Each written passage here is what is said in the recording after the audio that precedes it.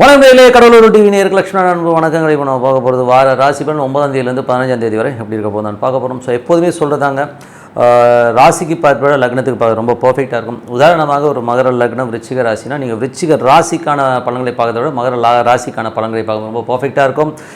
முதல்ல வரது பொது பலன்கள், அதுக்கப்புறம் பார்த்தீங்கன்னா தசாபுத்தி பலன் வரும். ஸோ அதை வந்து உங்களுடைய தசாபுத்தி அந்தரங்கள் என்னவோ அதை வந்து நீங்கள் கொஞ்சம் மிங்கிள் பண்ணி பார்க்கும்போது ரொம்ப பர்ஃபெக்டாக இருக்குங்க. வீடியோ எண்டில் டிப் ஆஃப் த வீக் இருக்குது, மறக்காமல் பாருங்கள். ரிஷபராசி. ஸோ ரிஷபராசிக்கு வந்து பார்த்தீங்கன்னா உங்களுக்கு ராசி அதிபதி சுக்கிரன் வந்து 9ல் இருக்கார். ஸோ உங்களுக்கு வந்து 6ஆம் தேதி 9ல் இருக்கும்போது வேலை சம்பந்தமான விஷயங்கள் நிறைய பிரயாணங்கள் மேற்கொள்வதற்கான வாய்ப்பு இருக்குது. தந்தை சார்ந்த உறவுகளால் கொஞ்சம் அவங்க அப்பாவுடைய உடல்நலம் சார்ந்த விஷயங்களும் கொஞ்சம் கவனம் தேவை, கொஞ்சம் உடம்பு படுத்துகிற மாதிரி இருக்கும். ஸோ உங்களுக்கும் அப்பாவுக்கும் இல்லாட்டி ஒரு மன ரீதியான ஒரு சின்ன தர்க்கங்களோ ஒரு மனசில் வந்து ஒரு மன போராட்டங்கள் வரதுக்கான கொஞ்சம் கவனமாக இருக்கின்ற ஒரு காலகட்டங்கள். அதுக்கப்புறம் பார்க்கும்போது உங்களுடைய 2 மற்றும் 5ஆம் அதிபதி, ஸோ 2 மற்றும் 5ஆம் அதிபதியான புதன் வந்து 7ல் வந்து உங்களுக்கு வந்து வக்கரமாக போகும்போது கொஞ்சம் பிடிவாதம் இருக்கும் பேச்சில். குழந்தைகளுடைய செயல்பாடுகளும் கொஞ்சம் பிடிவாதம் இருக்கிறதுக்கான கொஞ்சம் பார்த்து நடந்துக்கணும். ஸோ அது வந்து கொஞ்சம் பார்த்துக்குங்க. அதுக்கப்புறம் பார்க்கும்போது உங்களுக்கு 3ஆம் அதிபதியான சந்திரன் வந்து நல்ல லாபம் நல்ல ஏற்றங்களும் கொடுவதற்கான வாய்ப்பு ரொம்ப நல்லா இருக்குது. அதுக்கப்புறம் பார்த்திங்கன்னா ஒரு புதன் வியாழக்கிழமையில் கொஞ்சம் செலவுகள் அதிகமாக இருக்கும். ஸோ அதுக்கப்புறம் எல்லாமே சிறப்பாக நடப்பதற்கான வாய்ப்பும் ஒரு பெரும் பணம் வந்து வாரத்தின் இறுதி பகுதியில் வரதுக்கான வாய்ப்புகளையும் நிறைய சிறப்பாக இருக்குங்க. அதுக்கப்புறம் பார்க்கும்போது உங்களது 4ஆம் அதிபதியான சூரியன் வந்து 7ல் இருக்கும்போது நல்ல ஏற்றுக்கு நல்ல லாபங்களை கொடுக்கறதுக்கான வாய்ப்புலாம் ரொம்ப நல்லா இருக்குது. ஸோ பூர்வீகம் சம்பந்தமான விஷயங்கள்லாம் ரொம்ப சிறப்பாக இருக்கும். குழந்தைகளோட வளர்ச்சியும் ரொம்ப நல்லா இருக்குங்க. ஸோ நிலபுலங்கள் சார்ந்த விஷயங்களும் நல்ல ஏற்றங்கள் வருவதற்கான வாய்ப்பு ரொம்ப நல்லா இருக்குது. அதுக்கப்புறம் 5ஆம் அதிபதியான புதன் வந்து 7ல் இருக்கும்போது குழந்தைகளோட விஷயங்களை கொஞ்சம் பிடிவாதங்கள் இருக்கிறதுக்கான வாய்ப்பு, பூர்வீகம் சம்பந்தமான விஷயம் கொஞ்சம் போகலான்னு கொஞ்சம் தள்ளி போகிறதுக்கான வாய்ப்புகளை நிறைய ஏற்படுத்தும். அதுக்கப்புறம் 6ஆம் அதிபதியான சுக்கிரன் வந்து 9ல் இருக்கும்போது வேலை விஷயமாக நிறைய பிரயாணங்கள் மேற்கொள்வதற்கான வாய்ப்பு நிறைய கொடுத்துரும். ஸோ மற்றபடி எல்லாமே லாபமாக கண்டிப்பாக லாபமாக இருக்குங்க. ஸோ அதுக்கப்புறம் பார்க்கும்போது உங்களுக்கு வந்து 7ஆம் அதிபதியான செவ்வாய். ஸோ 7ஆம் அதிபதியான செவ்வாய் வந்து 3ல் இருக்கும்போது கொஞ்சம் கவனம் தேவை.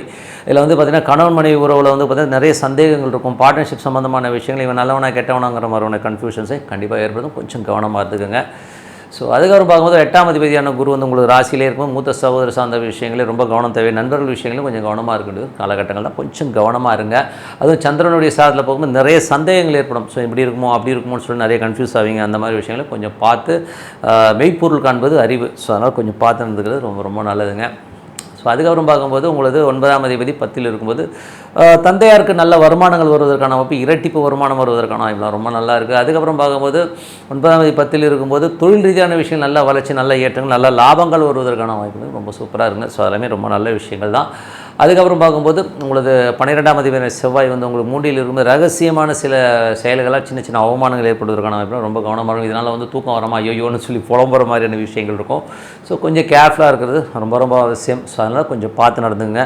சிறு தூர பிரயாணங்கள் பண்ணுறோம், வெளியூர் போகிறோம்லாம் போது கொஞ்சம் அன்கம்ஃபர்ட்டாக இருக்கிற மாதிரி ஃபீல் இருக்கும். பக்கத்தில் எவனாச்சும் பவுச்சுன்னு வெத்தலை கொத்தப்பீடுக்கு துப்புறது, இந்த பாக்கு போட்டுட்டு தூன்னு துப்பிகிட்டே இருப்பான், நம்ம நடுவில் மாட்டிக்கிட்டு இருப்போம். ஸோ அந்த மாதிரி விஷயங்கள்லாம் இருக்கும். ஸோ அதனால் கொஞ்சம் வந்து பார்த்து இருந்துக்கிறது ரொம்ப நல்லதுங்க.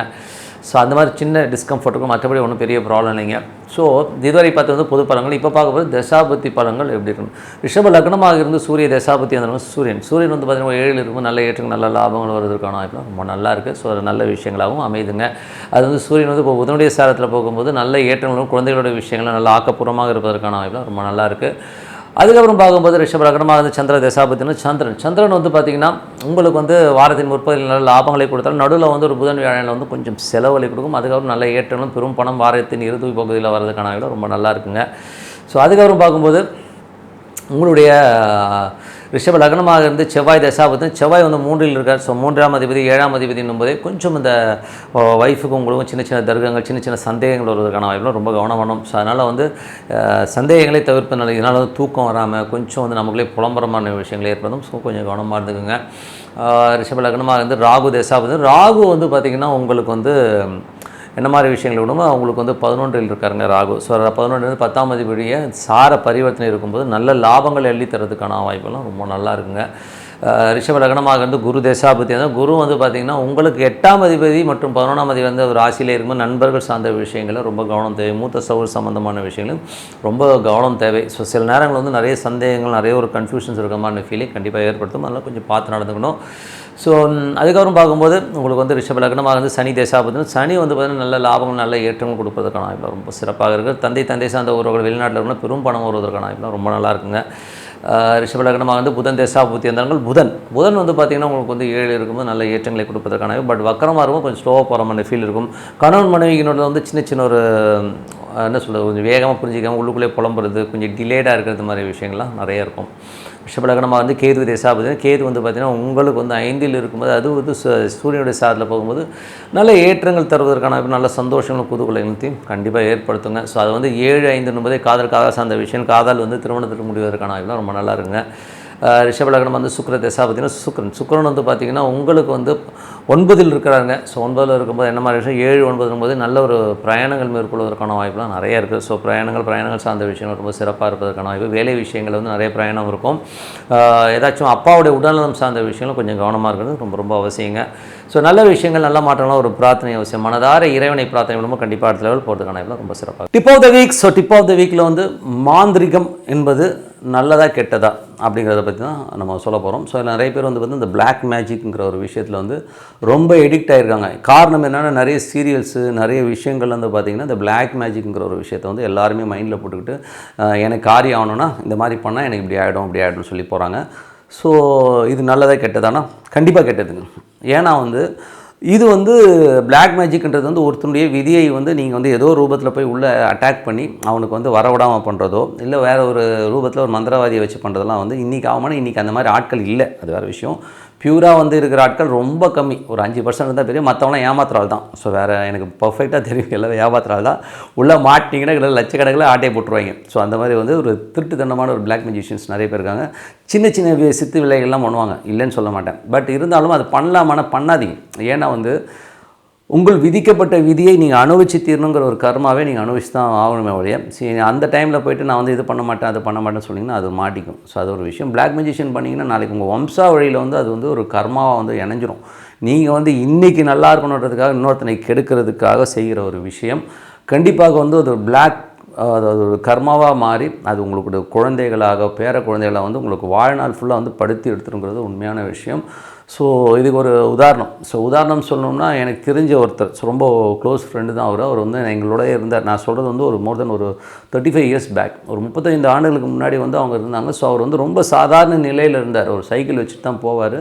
அவர் சின்னதாக வந்து ஒரு கம்பெனியில் வேலை பார்த்துட்டு. ஸோ அந்த கம்பெனியில் வேலை பார்த்துட்டு இருக்கும்போது மாத சம்பளத்தெலாம் வேலை பார்ப்பார். ரொம்ப ஒரு லோயர் மிடில் கிளாஸ் லெவலில் தான் இருந்தார். ஸோ அப்படி இருக்கும்போது இவர் என்ன பண்ணார்னா கொஞ்சமாக ஒரு சின்னதாக வந்து ஒரு கம்பெனி ஆரம்பித்தார். அங்கே வேலை பார்த்துக்கிட்டே இங்கே வந்து ஒரு கம்பெனி ஆரம்பித்து அதுக்கப்புறம் அங்கே இருக்க ஆர்டர்ஸ் எல்லாம் கொஞ்சம் கொஞ்சமாக டைவெர்ட் பண்ணி அதை டெவலப் பண்ணார். ஸோ இதுக்கு நடுவில் இருந்து என்ன பண்ணுவார்னா இவர் வந்து ஒரு சில ஆட்களை கூப்பிட்டு வந்து இந்த எந்திரம் பண்ணி நிறைய மந்திரங்கள் உச்சாடனங்கள் இதெல்லாம் வேலையும் பார்ப்பாருங்க. ஸோ இது வேலையெல்லாம் பார்த்து பார்த்திங்கன்னா ஒரு ஆஃபீஸ்க்கு போனீங்கன்னா நிறைய தகடுகளாக இருக்கும். நிறைய தகடுகள் இந்த மாதிரி விஷயங்கள் எல்லாம் வந்து அவர் பண்ணிகிட்டு இருந்தார். க்ரோத் இருந்ததுன்னா பயங்கரமான க்ரோத் இருந்தது. க்ரோத்னா எப்படி தெரியுங்களா இருக்கும், நிறைய ஆர்டர்ஸு. அவர் ஆஃபீஸில் வேலை பார்த்த இடத்துலேருந்து இவர் வந்து அந்த ஆர்டர்ஸ் எல்லாம் வந்து கன்வெர்ட் பண்ணி இங்கே கொண்டு வந்தால் இந்த பக்கம் மாந்திரிக விஷயமும் பண்ணிக்கிட்டு ஆளுங்களை வச்சு பண்ணுவார். பணம் கொடுத்தா ஒருத்தர் வந்து பண்ணி கொடுத்துட்டு அந்த மாந்திரிகம் பண்ணுற ஆளை பார்த்திங்கன்னா எப்படி இருப்பார் தெரியுங்களா, ரொம்ப கோரமாக இருப்பார் ஆள். ஸோ அப்போ அவன் எவ்வளோ காசுக்காக எவ்வளோ கெட்டது பண்ணியிருக்கான்றது வந்து அவன் ஃபேஸ் பார்த்தாலே தெரியும். அந்த ஆளுக்கு பார்த்திங்கன்னா மண்டேயில் வந்து ஒரு கொண்ட மாதிரி ஒரு இதே வந்துருக்கும், சதையை வந்து ஒரு மாதிரி வெளியில் வந்த மாதிரிலாம் இருக்கும். ஸோ கொஞ்சம் ஒரு மோசமான ஒரு சயின்ஸ் இது, அக்கல்ட் சயின்ஸ்னு சொல்லுவோம். ஸோ பிளாக் மேஜிஷியன்ஸில் வந்து பார்த்திங்கன்னா இந்த மாதிரி பண்ணும்போது அந்த ஆள் வந்து அந்த மாதிரி பண்ணிக்கிட்டே இருந்தார். இவருக்கு வந்து நல்ல வளர்ச்சினா எப்படி சொல்கிறேன்னா ஒரு சாதாரண கம்பெனியாக தொடங்குறது. அதுக்கப்புறம் அந்த வேலையெல்லாம் விட்டுட்டார். அவர் கீழே வந்து ஒரு 10 பேர் வேலை செய்கிறாங்க, 10-15 பேர் அந்த கம்பெனியில் வேலை பார்க்குறாங்க. அதுக்கப்புறம் கார் வாங்குறாரு. அதுக்கப்புறம் ஃபாரின் கண்ட்ரியோட டைப் போடுற அளவுக்கு வந்து இவருடைய வளர்ச்சி இருந்தது. பட் என்ன ஆச்சுன்னா சடனாங்க ஒன் ஃபைன் டே திடீர்னு ஒரு ஆக்சிடெண்ட் நடந்தது. ஒரு சின்னதாக வந்து ஒரு சின்ன ஆக்சிடெண்ட்டில் உடனே உயிர் போச்சு. அந்த ஆக்சிடெண்ட்டில் இறக்கணும்னு அவசியமே கிடையாது, திடீர்னு இறந்துட்டார். டோட்டல் எல்லாமே ஷட் டவுன் ஆச்சு. அது மட்டும் இல்லாமல் அவருக்கு பெரிய கர்மா என்ன வந்ததுன்னா இவருடைய வளர்ச்சி வந்து என்றைக்கு வந்து அந்த கம்பெனிலேருந்து ஆர்டர்ஸ்லாம் கன்வெர்ட் பண்ணி இது பண்ணாரோ அப்போ வந்து முதல் குழந்தை அவருக்கு ஏற்கனவே இருந்தது. 2வது குழந்தைய வந்து அது பிறக்கும்போது அது மூளை வளர்ச்சி கூண்டிய ஒரு குழந்தையாக பிறந்துச்சு. அதனால் அதுக்காக எவ்வளோ செலவு பண்ணார். அவருக்கு வேதனைன்னா அந்த குழந்தையால் ரொம்ப வேதனை இருந்தது. ஸோ அவ்வளோ கஷ்டப்பட்டாங்க. ஸோ ஏன் சொல்கிறேன்னா அந்த பிளாக் மேஜிஷியனுங்கிறது வந்து உங்கள் வம்சாவழியை பாதிக்கும் அப்படிங்கிறதுக்கான உதாரணம் இது. ஸோ அவ்வளோ கஷ்டங்களை வந்து அந்த பிளாக் மேஜிஷியன் கொடுத்துரும். ஸோ அதனால் தயவுசெய்து யாராச்சும் வந்து இன்றைக்கி நான் நல்லா இருக்கணும், இன்றைக்கி பணம் வரணும், எனக்கு வந்து இவன் அழியணும், இவன் கெட்டு போகணும், இந்த மாதிரிலாம் வந்து தவறான ஒரு நெகட்டிவிட்டியாக ஒரு சில விஷயம் செய்ய போனீங்கன்னா உங்களது மகன்கள் பேர குழந்தைகள் கண்டிப்பாக பாதிக்கப்படும். அதனால் வந்து தயவு செய்து அந்த விஷயங்களே போகாதீங்க. அது விஷயத்துக்கு பக்கமே போகாமல் இருக்குது ரொம்ப நல்லது. ஏன்னா நான் கண்ணுக்கு அவங்க எவ்வளோ பெயின் தெரியுங்களா. அவங்க காசு இல்லாத போதே அவ்வளோ சந்தோஷமாக இருந்தாங்க. நான் எனக்கு நல்லா தெரியும். காசு இல்லாத போதே அந்த அழகாக சைக்கிளில் போவாங்க. அதுக்கப்புறம் ஒரு ஸ்கூட்டரில் வச்சுருந்தார். ஸ்கூட்டரில் அவ்வளோ சந்தோஷமாக போயிட்டு இருந்த ஃபேமிலி. அதுக்கப்புறம் அந்த குழந்தை பிறந்ததுக்கப்புறம் அவங்க டோட்டலாக அவங்க சந்தோஷம் எல்லாமே போயிடுச்சு. பணம் இருந்தது, பட் சந்தோஷம் டோட்டலாக போயிடுச்சு. அவங்க ரொம்ப ஒரு என்ன சொல்கிறது, ரொம்ப ஒரு கஷ்டத்தோடய தான் இருந்தாங்க. ஸோ அதுக்கப்புறம் ஒன் ஃபைன் டே வந்து அவரும் திடீர்னு ஒரு ஆக்சிடெண்ட்டில் இறந்ததுக்கப்புறம் அந்த ஃபேமிலி வந்து டோட்டலாக வந்து டெமாலிஷ் ஆனதை பார்க்க முடியுது. அதுக்கப்புறம் டோட்டலாக அந்த கம்பெனி எல்லாமே மூடுற மாதிரி சூழ்நிலை ஏற்படுத்திச்சு. அதனால் வந்து தயவுசெய்து இந்த பிளாக் மெஜிஷியனுங்கிற ஒரு விஷயத்துக்கு போகவே போகாதீங்க. மாந்திரிகமோ மந்திரமோ இதுக்கு என்னங்க பண்ணலாம், ஒருத்தன் என்னை ஏமாற்றிட்டான் அவனுக்கு நான் திருப்பி செய்ய வேணாம்னா நீங்கள் அந்த மாதிரி போகாதீங்க. உங்களை ஏமாற்றிட்டாங்கன்னா இறைவனிடம் வழிபாடு பண்ணுங்கள். ஸோ வழிபாடுன்றது வந்து உங்களுக்கு எந்த வித சைடு எஃபெக்ட்டும் கொடுக்காது. இறைவனிடம் வழிபாடு பண்ணுங்கள். ஒரு காலகட்டத்திற்கு அப்புறம் அவங்களுக்கு வந்து எல்லாமே வந்து ஆட்டோமேட்டிக்காக உங்களுக்கு வர நல்லது வரும். நமக்கு வந்து நல்ல சந்ததிக்கணும், நம்ம நல்லா இருக்கணும்னு நினைக்கணுமே ஒழிய இந்த மாதிரி வந்து ஒரு தவறான விஷயத்துக்கு கண்டிப்பாக போயிடாதீங்கன்னு சொல்லிட்டு உங்களிடம் விடைபெறுவது உங்கள் லக்ஷ்மி நாராயணன். நன்றி, வணக்கம். கடவுள் அருள் டிவியை பார்த்தமைக்க நன்றிகள். மேலும் இது போன்ற தகவல்களை தெரிந்து கொள்ள கடவுள் அருள் டிவியை சப்ஸ்கிரைப் செய்யுங்கள். மறக்காமல் பெல் ஐக்கானை கிளிக் செய்யுங்கள்.